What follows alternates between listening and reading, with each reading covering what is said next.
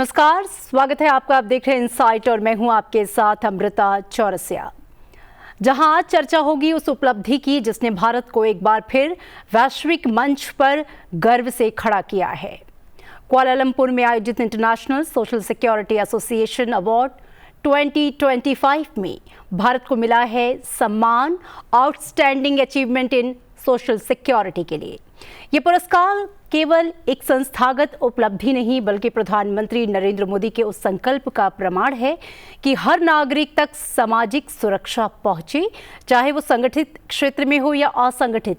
आंकड़े खुद इसकी कहानी बयां कर रहे हैं।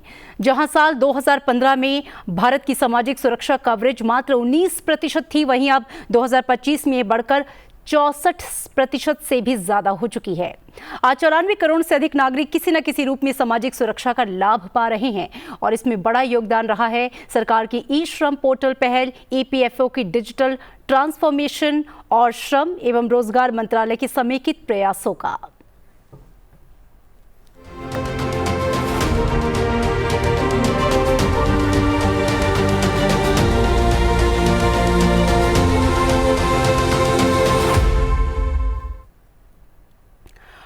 और बातचीत करेंगे इस बड़ी उपलब्धि की, इस उपलब्धि को पाने के लिए तमाम प्रयासों की और आज जहां तक का रास्ता हमने तय किया है उसके पीछे के हर वो संकल्प पर चर्चा और आने की राह जो है वो कैसी होगी। आज हमारे साथ दो विशिष्ट मेहमान जुड़े हैं। मेरे साथ श्री रमेश कृष्णमूर्ति जी हैं, आप आईआरएस हैं, सेंट्रल प्रोविडेंट फंड कमिश्नर एवं सीईओ ईपीएफओ, जिनके नेतृत्व में ईपीएफओ ने न केवल करोड़ों श्रमिकों को वित्तीय सुरक्षा दी है बल्कि नई पीढ़ी को फॉर्मल इकोनॉमी से जोड़ने का मार्ग प्रशस्त किया है। सर, स्वागत है आपका संसद टीवी में।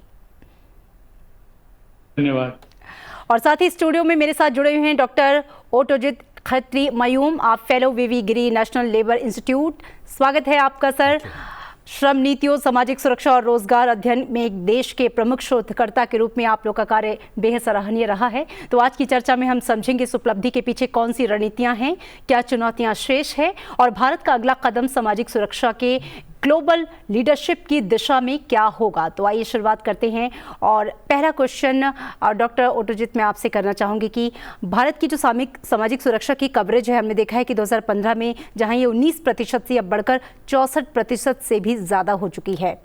आप इस बदलाव को कैसे देखते हैं और ये जो बड़ी उपलब्धि जो ये अंतर्राष्ट्रीय स्तर पर भारत के प्रयासों को सराहा गया है, नीति और नवाचार की सफलता है या फिर वो कौन से प्रयास रहे हैं जिसने इस सफलता तक पहुंचने में मदद की है? Thank you Amrita ji. मैं कहना चाहता हूं कि बहुत बड़ा एक मोमेंटस ओकेजन है हमारे हिंदुस्तान के लिए, क्योंकि ये जो अवार्ड है जो हमारे गवर्नमेंट को जो मिला है, ये 5th मतलब जो है हम जो देश मतलब ये 2013 में जो शुरू हुआ था जो अवार्ड, जो सबसे पहले ये ब्राज़ील को मिले थे, देन उसके बाद चाइना, देन आपके रुवांडा, देन आपके आइसलैंड, उसके बाद भारत को मिला है।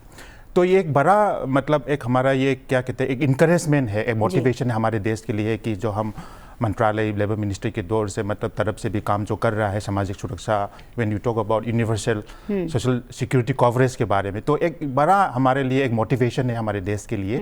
एंड ये जो प्रोसेस जो है एक बड़ा, हम इसको 3 बिंदुओं में हम डिस्कस कर सकते हैं। Basically we can talk about the policy wise, the process and the digital reforms, क्योंकि इस 3 बिंदुओं में जो हमारे ईशा ने भी जो अवार्ड किया है, इस बिंदु को उन्होंने रिफ़र भी किया है। तो ये बिंदु जो है 3 बिंदु मैंने आपसे बता रहा था कि ये जो पॉलिसी प्रोसेस और डिजिटल रिफॉर्म्स जो है, मेरे ख्याल से विचार में हमारे कृष्णमूर्ति साहब भी आपसे भी बातचीत करेंगे। तो ये जो 3 जो हमारे जो मेन फैक्टर्स जो रहे हैं, तो इसमें बड़ा हमारा जो इनका क्या कहते हैं एक इम्पेटस जो रहा है इस अवार्ड को मिलने में, जैसे कि आपने भी बताया कि 2015 में जो हमारा 19% ही थे, देन उसके बाद 2025 में 64.3 यस थे। तो 3 टाइम्स, मोर देन 3 टाइम्स का जो बढ़ोतरी जो हमारे मिला है इन टर्म्स ऑफ कवरेज। तो ये बड़ा हमारे लिए, देश के लिए एक बड़ा एक माइलस्टोन है। बिल्कुल, ये एक माइलस्टोन है। और कृष्णमूर्ति सर, ये जो अवार्ड है ISSA अवार्ड 2025, हम जानते हैं कि ईपीएफओ की भूमिका बहुत अहम रही है। आपसे जानना चाहेंगे कि इस वैश्विक मान्यता में ईपीएफओ का योगदान क्या रहा और क्या ये भारत के फॉर्मलाइजेशन ड्राइव की एक बड़ी सफलता का प्रतीक है? जरूर, आपके माध्यम से ये बोलना चाहूँगा कि ईपीएफओ दुनिया के करीब बड़े सोशल सिक्योरिटी ऑर्गेनाइजेशंस में काउंट होता है। आज के दिन हमारे पास करीब करीब 8 करोड़ कंट्रीब्यूटिंग मेंबर्स हैं। हमारे टोटल जो मेंबर्स जो अदरवाइज हैं वो करीब 21 करोड़ से ज़्यादा हैं। तो हम करीब करीब सारे फॉर्मल सेक्टर वर्कर्स को कवर करते हैं। इनको हम प्रोविडेंट फंड और इनमें से कुछ लोगों को करीब करीब 80 लाख लोगों को हम पेंशन भी देते हैं जी। इसके अलावा अगर आप देखेंगे तो इसमें फॉर्मलाइजेशन में जो जोर है उसमें काफ़ी सारा न्यू इनिशिएटिव जो हमने लिया, particularly making it easy for people to become members. हमने अभी रिसेंटली जो है यूएएन, जो हमारा यूनिवर्सल अकाउंट नंबर है, उसको फेस ऑथेंटिकेशन टेक्नोलॉजी से स्वयं मेंबर जो है वो एनरोल कर सकता है अपने आप को। तो ये हमने आधार के साथ टाई अप करके ये हमने इम्प्लीमेंट किया। अभी करीब करीब 17 लाख लोग अभी अगस्त 1 से करीब करीब 17 लाख लोग नए जुड़े हैं जो यूएएन में फेस ऑथेंटिकेशन टेक्नोलॉजी से जुड़े हुए हैं।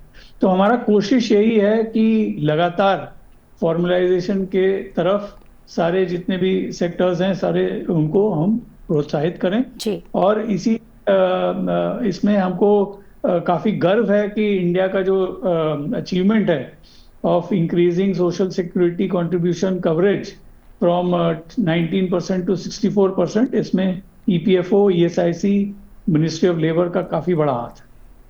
जी जी बिल्कुल।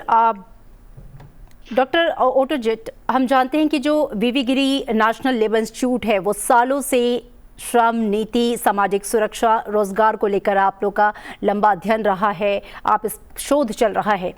आपके अनुसार जो सरकारी पहले हैं, चाहे वो ई श्रम पोर्टल हो, PMSYM हो, आत्मनिर्भर भारत रोजगार योजना हो, अनऑर्गेनाइज वर्कर्स को किस तरीके से एम्पावर करने में इन सारी पॉलिसीज़ का अहम योगदान आप देखते हैं? हाँ, ये बहुत बड़ा अच्छा सवाल है आपका। ये जो असंगठित हमारे हिंदुस्तान में लगभग मोर देन 90% जो है वो हमारा असंगठित मजदूर है जी। तो एक बड़ा मतलब एक संख्या में आप बताएंगे तो बहुत बड़ा संख्या है। तो इसमें जो एक्सटेंड करना हमारे असंगठित मजदूर को सामाजिक सुरक्षा एक्सटेंड करना एक बड़ा चैलेंज है। But definitely there has been lot of क्या कहते हैं पॉलिसी वाइज और स्कीम वाइज मतलब इंटरवेंशन जो है बहुत बड़ा हमारे सेंट्रल गवर्नमेंट की तरफ से भी और राज्यों के स्टेट गवर्नमेंट की तरफ से भी रहा है। और हमारा संस्थान जो है काफ़ी इसमें इन्वॉल्व है, इंगेज है, because it was established in way back in 1974। हमने 50 साल भी कंप्लीट हो गया है। तो इसमें भी ये लगातार हमारे मिनिस्ट्री के साथ, लेबर मिनिस्ट्री के साथ भी जुड़ के कई सारा हमारा क्या कहते हैं एक एक्सटेंशन प्रोग्राम होता है। लगभग हर स्टेट्स में हमारा जो एक्सटेंशन होता है, प्रोग्राम्स होता है, कैपेसिटी बिल्डिंग होता है।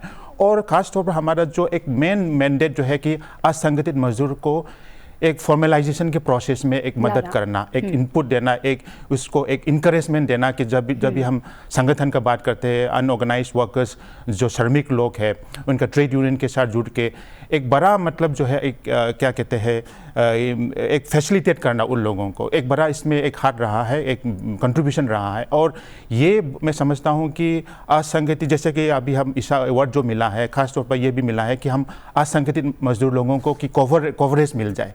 तो एक बड़ा ई श्रम के थ्रू जैसे कि हम आप भी जानते हैं कि 31 crore so that means more than 31 crore जो है हमारे हिंदुस्तान का जो असंगठित मजदूर है ई श्रम के साथ जुड़े हुए हैं। एंड 13 सामाजिक सुरक्षा योजनाएं और 67 एम्प्लॉयमेंट स्कीम जो है उसके साथ जुड़ के असंगठित मजदूर लोगों को हम फॉर्मलाइज करने के लिए एक बड़ा हमारा सरकार का योगदान रहा है। जी जी बिल्कुल। तो किस तरीके से असंगठित वर्ग जिसकी तादाद बहुत ज़्यादा है, जैसा कि डॉक्टर खत्री बता रहे थे, उनको रेगुलराइज करना और उनको श्रम से जोड़ना, क्योंकि उन्हें एम्पावर करने पर ही सच में असल में एम्पावरमेंट है।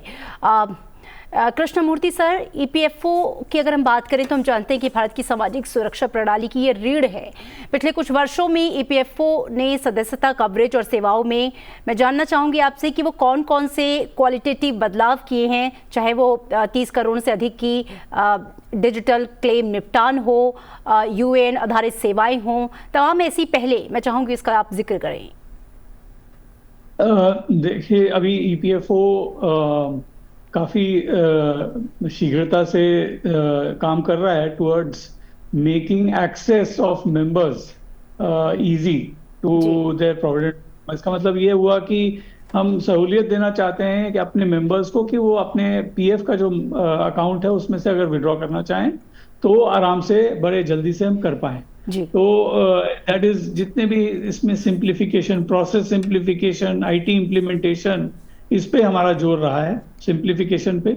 सेकंड जो है वो ये है कि हम चाहते हैं कि ज़्यादा से ज़्यादा लोग ईपीएफओ से जुड़े, जिससे कि उनका सामाजिक सुरक्षा फॉर्मल सेक्टर में बढ़े।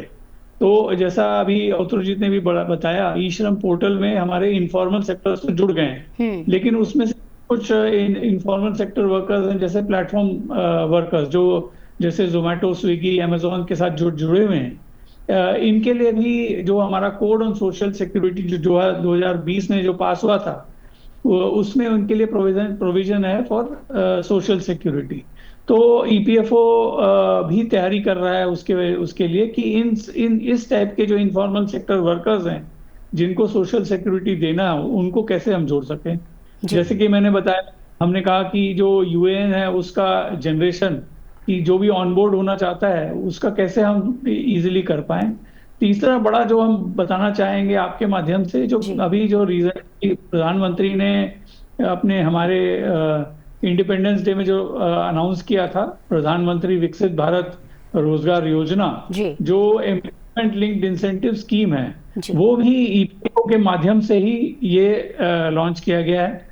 तो जितने जैसे नए एम्प्लॉयमेंट में युवक हमारे जुड़ेंगे तो उनका जो पहले जब वो जुड़ेंगे तब वो पीएफ का कंट्रीब्यूशन करना शुरू करेंगे।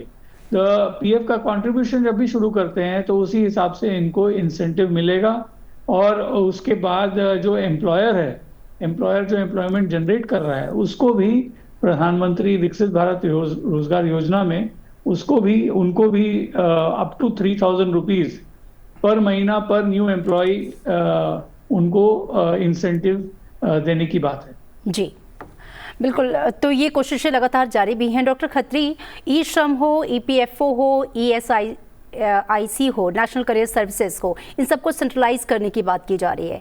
मैं आपसे समझना चाहूँगी कि one nation one data one portal का सपना अगर हम इन सबको एकीकृत करते हैं, सेंट्रलाइज करते हैं, तो इस सपने को कितना करीब लाता है और इसका ग्राउंड लेवल पर क्या इम्पैक्ट पड़ेगा?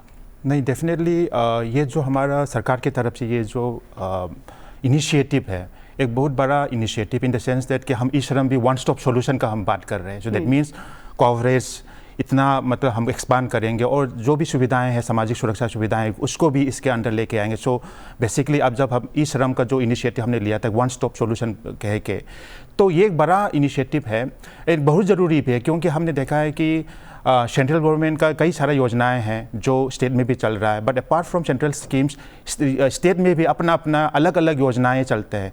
So when you talk about schemes, जैसे आईएलओ का हम स्कीम्स ब्रांचेस के बात करते हैं, तो 9 ब्रांचेस आईएलओ कन्वेंशन 102 के अंदर जो दिया गया है, तो इसमें हमारे हिंदुस्तान में सब 9 ब्रांचेस में सभी योजनाएं जो है हमारे देश में चल रहा है। और कई सारा नंबर जो है जब हम देखेंगे, मैपिंग करेंगे, तो सेंट्रल स्कीम से भी जो इनिशिएट करने वाला स्कीम्स है और उसके राज्यों में अलग अलग जो योजनाएं चल रहा है, it's very important for us to integrate. एक डाटाबेस होना, एक इंटीग्रेशन करना बहुत ज़रूरी है। तो इसीलिए जो सरकार का जो एक इनिशिएटिव है ई श्रम के थ्रू हो गए, जैसे कि देन आपका डिजिटल रिफॉर्म्स के द्वारा जो एक विंडो में लाने के लिए जो कोशिश है, and basically I would like to inform you that हमारे मिनिस्ट्री के तरफ से भी एक हमारा नया पॉलिसी आया है कि national labour and employment policy, एक ड्राफ्ट अभी हमने पब्लिक डोमेन में भी डाला गया है। तो ये भी इनिशिएटिव है, so that we can have a kind of an integration of all this schemes under one roof, and इसमें भी यूनिवर्सल सोशल कवरेज का बात किया है।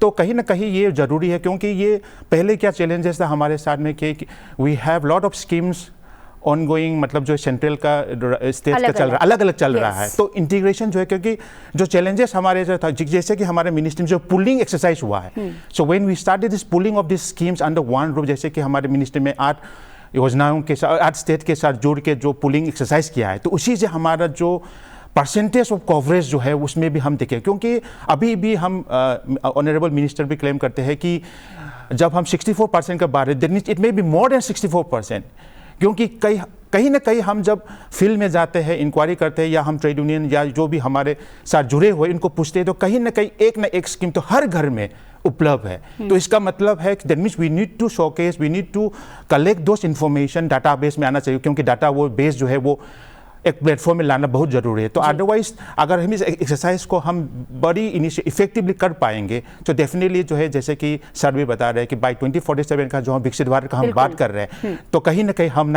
मोर देन 90% जो है हम कवरेज जो है वो हम शोकेस कर पाएंगे। बिल्कुल बिल्कुल।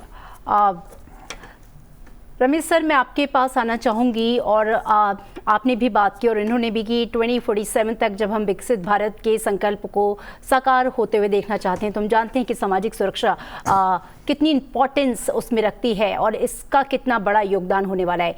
ईपीएफओ की बात करूं तो हाल के वर्षों में डिजिटल सेवाओं पर आप लोगों ने बड़ा जोर दिया है, जैसे unified member portal, online pension tracking, grievance redressal system. इन डिजिटल नवाचारों ने आम सदस्य के जीवन में क्या बड़ा बदलाव लाया है? पहला ये सवाल। दूसरा, क्या आपको अभी भी लगता है कि ग्रामीण और शहरी अंतर जो है वो अभी भी कोई चैलेंज है, और अगर है तो उसको आप कैसे एड्रेस कर रहे हैं? तो जैसा आपने कहा कि अगर हमको 2047 में विकसित भारत की तरफ प्रोग्रेस करना है, तो हमारा जो सोशल सिक्योरिटी कवरेज है वो इंक्रीज होगा। फॉर्मल सेक्टर को एक्सपैंड करना है, इनफॉर्मल सेक्टर को भी हमको साथ में लेके आना है। तो हमारे जो नंबर हैं, जो आज के दिन पे ईपीएफओ में कंट्रीब्यूटिंग मेंबर्स हैं, वो करीब 8 करोड़ हैं, टोटल मेंबर्स करीब 21 करोड़ हैं, वो कई गुना ज़्यादा बढ़ेंगे। तो हमारा जो कोशिश यही है कि हमारा आईटी प्लेटफॉर्म जो है वो हम चाह रहे हैं, अभी हम कोशिश हमारी ये है कि कोर बैंकिंग सोल्यूशन लेके आएंगे। उसमें बैंक टाइप का जो एक्सपीरियंस है, जितने भी आज के दिन पे अगर आप देखेंगे जो डिजिटल एक्सपीरियंस जो बैंक के ऐप्स और बैंक के पोर्टल में जो सुविधाएं उपलब्ध हैं, हम उसी टाइप का सुविधा जो है वो ईपीएफओ के सारे मेंबर को देना चाहते हैं। उनको कि हम ईपीएफओ में जितने भी उनके अकाउंट में जो भी डिपॉजिट हो रहा है उनका फुल विजिबिलिटी और ट्रांसपेरेंसी मिले। हमने पासबुक, हमारा ऑलरेडी पासबुक हमारे सारे मेंबर्स को दिखता था, लेकिन अब हमने काफ़ी सारे उसमें सुधार किए। पासबुक लाइट का एक कॉन्सेप्ट लेके आए हैं जो कि हमारा यूनिफाइड पोर्टल में ही दिखता है। हमारी कोशिश ये भी रहेगी कि हम सारे एम्प्लॉयर्स को एनकरेज करें कि वो पीएफ का रिपोर्टिंग टाइमली करें, सिंप्लीफाइड वे में करें, जैसे कि मेंबर को जो उसका पीएफ ड्यूज है वो सही समय पे मिले। तो हमारा जो अप्रोच है for the next few years ये है कि हमारा आईटी सिस्टम और डिजिटल सेवा बैंक की तरह बन जाए, जिससे कि विड्रॉल में भी आसानी हो, लेजर देखने में भी, आपका पासबुक, आपका अकाउंट देखने में भी आसानी हो, और इन फ्यूचर जो अभी बात हो रही है कि जिस ढंग से सेविंग्स मेंबर्स करना चाहते हैं, तो वो छोटे छोटे अमाउंट भी डिपॉजिट कर पाएं, कंट्रीब्यूट कर पाएं towards their provident fund, towards their pension, जिससे कि 2047 में जब हमारा जो डेमोग्राफिक डिविडेंड में जो अभी जो युवक हैं वो करीब करीब 2050 और 2060 के बीच में वो रिटायरमेंट के तरफ बढ़ेंगे, तब उनके पास ऐसा कॉर्पस हो, ऐसा इन्वेस्टमेंट हो जिससे कि उनका रिटायर्ड लाइफ आराम से गुजर पाए। तो उसके तरफ ईपीएफओ का बहुत बड़ा हाथ है। हम लोग आज के दिन पे ऑलरेडी 28 लाख करोड़ का इन्वेस्टमेंट हम मैनेज करते हैं जी। पिछले 2 साल से 8.25% हमने इंटरेस्ट भी सारे मेंबर्स को क्रेडिट किया है जी। तो हमारा यही है कि एक stable risk free safe investment हम अपने मेंबर्स को प्रोवाइड करें, जिससे कि उनका रिटायरमेंट का कॉर्पस अच्छे तरह से बन पाए। जी बिल्कुल, अहम जानकारी दी सर आपने। डॉक्टर ओटोजिट, कोड ऑन सोशल सिक्योरिटी की मैं आपसे बात करना चाहूँगी। 2020 हम जानते हैं कि ऐतिहासिक पहल रही।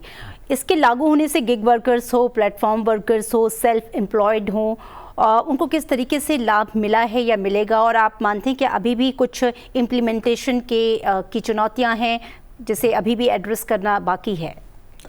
हाँ, ये एक बड़ा, ये भी जैसे कि रिफॉर्म जो हुआ है, लेबर रिफॉर्म्स हम जब बात करें, ये जो आए थे सेकंड नेशनल लेबर कमीशन के रिकमेंडेशन के थ्रू आए हैं, and there has been lot of process that was taking place. But हकीकत यह है कि हम 2019 और 20 में 4 कोड जो है लाए गए हैं, तो इसमें सामाजिक सुरक्षा कोड भी एक शामिल है। तो एंड ये जो कोड है बहुत महत्वपूर्ण है, इसलिए कि ये एक कोशिश हमारे सरकार की तरफ से है कि सभी वर्कर्स को इरेस्पेक्टिव ऑफ अनऑर्गेनाइज्ड या ऑर्गेनाइज्ड या प्लेटफॉर्म गिग वर्कर्स हो, तो सभी को सामाजिक सुरक्षा का जो कवरेज जो है सभी को मिले। So basically it is trying to cover all the workers, जो जैसे कि हमने बताया कि सेल्फ एम्प्लॉयड हो, जो भी वर्कर्स है उसको मजदूर है उसको भी इसमें इसके दायरे के अंदर लाने की कोशिश है।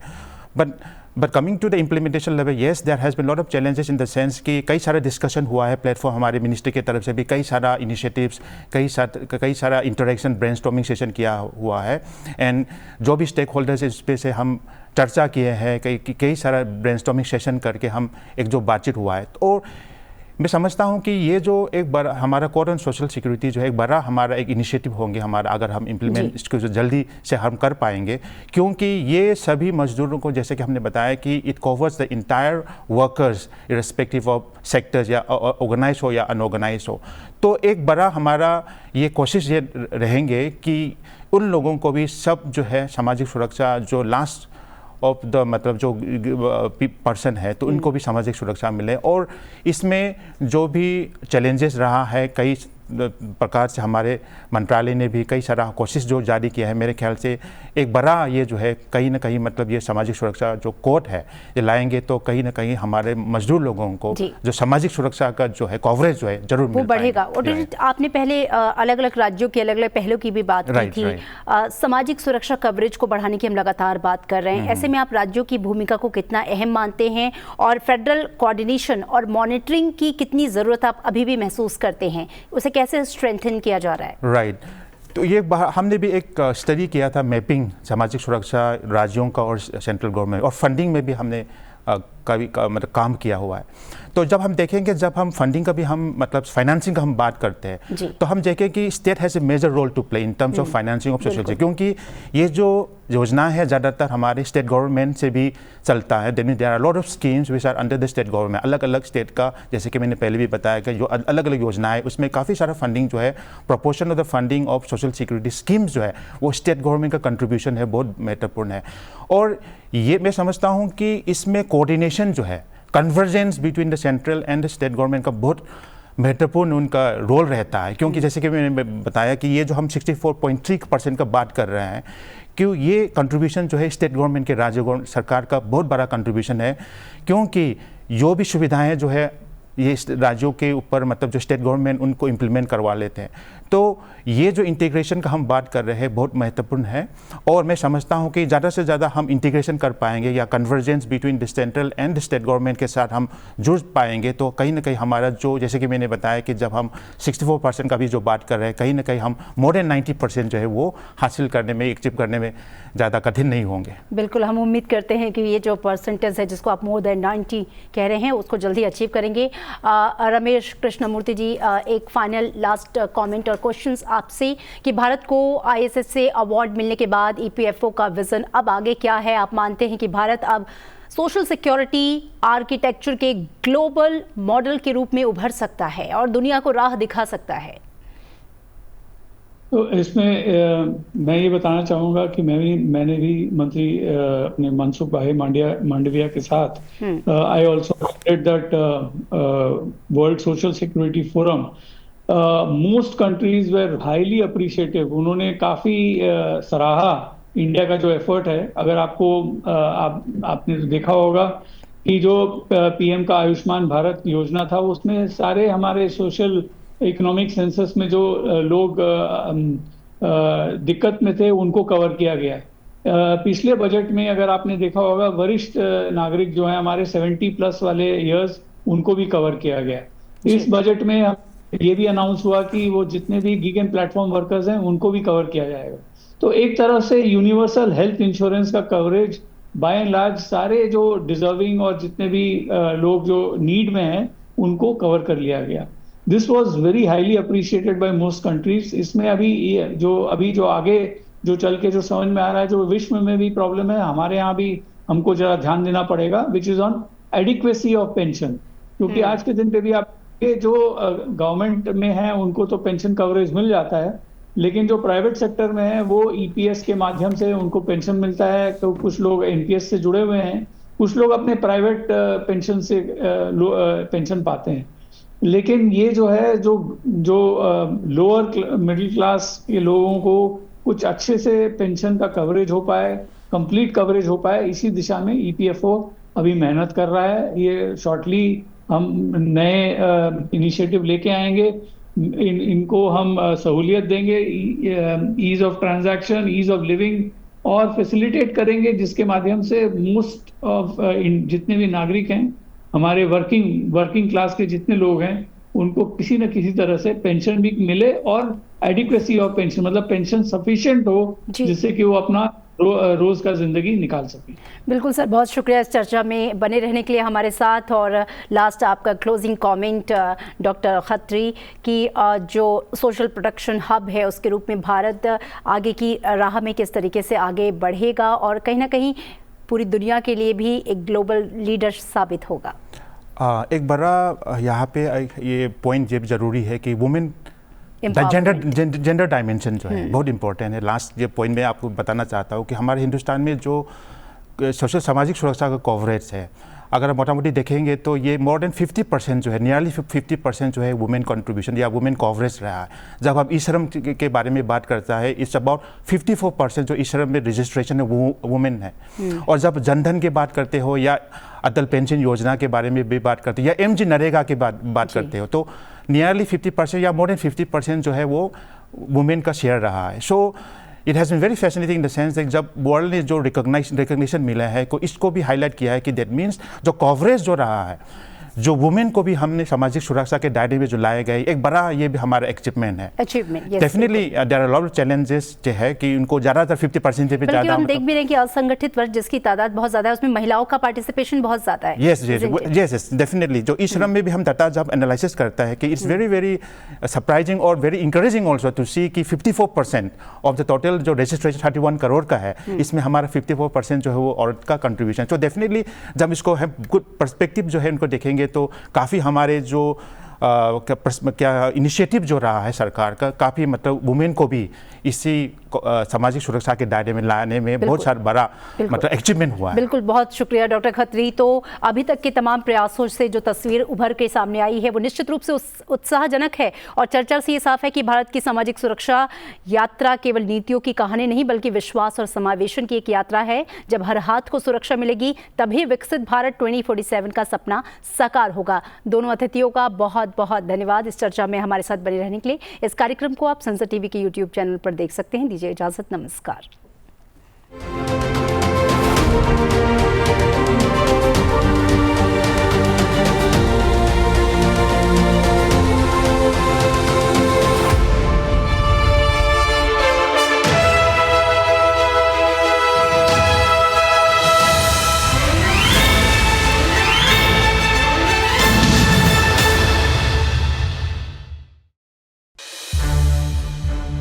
संसद टीवी के और भी प्रोग्राम्स देखने के लिए सब्सक्राइब करें हमारा YouTube चैनल और हाँ, इन्हें लाइक और शेयर करना ना भूलें।